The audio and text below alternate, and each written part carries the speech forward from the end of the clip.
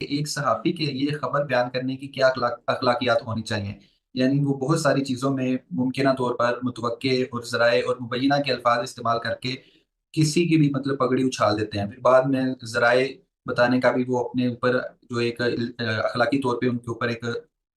ضابطہ بنتا ہے اس کی طرف۔ تو یہاں پہ بغیر کسی کو ڈسکس کیے کسی خاص موضوع کو ایک خبر بیان کرنے والے کے لیے کیا اس کی بنیادی اخلاقیات ہونی چاہیے، اور ساتھ ساتھ دوسرا ایک پہلو کے جو پرائیویسی کے متعلق، چاہے وہ دوستوں کے مابین ہو، چاہے وہ سیاستدانوں کے مابین ہو، یا کسی اور کے متعلق خاندان کے اندر،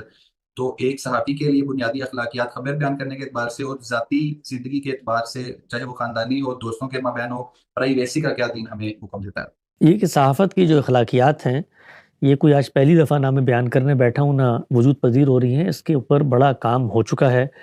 بالخصوص مغربی ممالک میں تو ایک سائنس کی طرح کام کرتا ہے، اور اس کی جہاں پر خلاف ورزی ہوتی ہے اس کے لیے قوانین بھی بن چکے ہیں۔ جو بنیادی بات ہے سمجھنے کی وہ یہ ہے کہ اخلاق کس چیز کا نام ہے؟ اخلاق نام ہے ادائے حقوق کا، جس کا جو حق ہے وہ ادا کیا جائے۔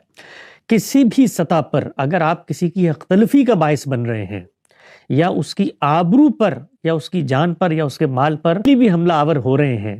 تو یہ چیز ہے جس کی مذمت کی جائے گی، جس کو روکا جائے گا۔ ہمارے ہاں جو صحافت ہے وہ صحافت سرے سے کہلائی ہی نہیں جا سکتی۔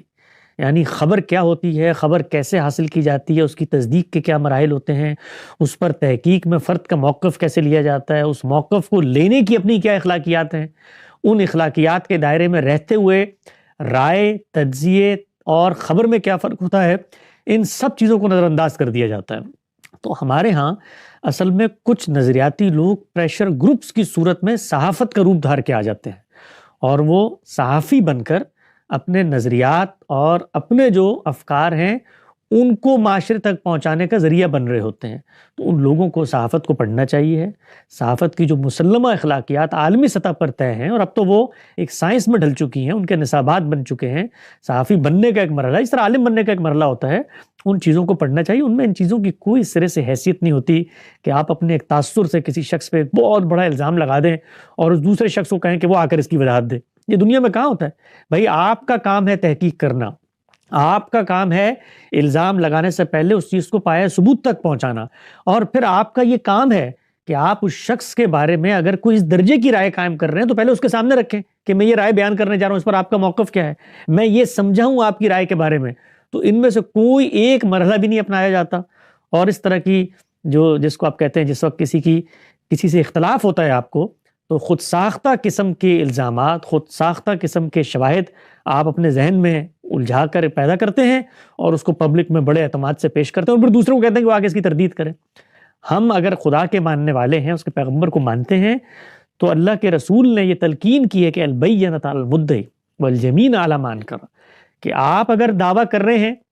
کہ جی فلاں شخص نے یہ کہا ہے مجھ سے کہ وہ امریکی حکومت سے پیسے لیتا ہے، نعوذ باللہ، اتنا بڑا جھوٹ، اتنا بڑا بہتان، اتنا بڑا اتہام، اتنا بڑا الزام، کہ جس کو ثابت کرنے کے لیے جب کہا جاتا ہے تو کہا جاتا ہے کہ ثابت بھی آپ ہی نے کرنا ہے کہ آپ نہیں لیتے۔ بھائی الزام آپ لگائیں، دعویٰ آپ کریں، اور کسی کی نسبت سے دعویٰ کریں کہ وہ شخص یہ کہتا ہے، تو اس شخص نے یا قول میں کہا ہوگا یا اس کے فعل اس سے کوئی صادر ہوا ہوگا یا کوئی تحریر ہوگی، اس کو دنیا کے سامنے لائیں۔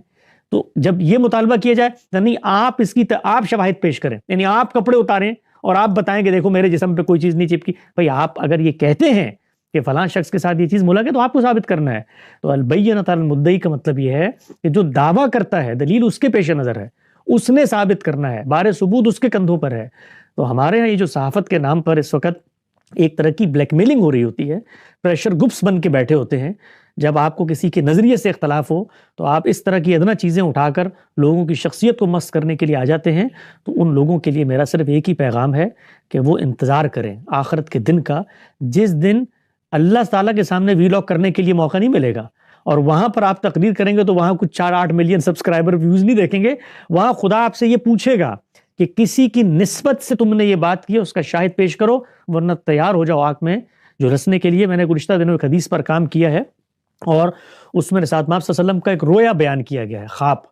اور اس خواب میں آپ نے اللہ تعالیٰ نے تمثیل کی صورت میں آپ کو قیامت کے دن کے بعد جو عذاب کے مراحل ہیں وہ دکھائے ہیں۔ اس میں ایک اتنا ہولناک قسم کا منظر ہے جو روایت کے اندر آیا ہے، اور وہ شخص کے بارے میں ہے جو ایک جھوٹی خبر کو تخلیق کرتا ہے اور اس کے بعد شہر میں اس کو ایسے پھیلا دیتا ہے کہ جس کے بعد لوگ اس کو پورے اعتماد سے سچ سمجھنے لگ جاتے ہیں. جس درجے کا عذاب کے ساتھ آپ صلی اللہ علیہ وسلم نے اس کے لیے بیان کیا ہے وہ اگر ہم پڑھ لیں تو آپ یقین جانیں کہ زبان سے کسی شخص کی نسبت سے کوئی دعویٰ کرتے ہوئے بھی ہمیں خوف ہے.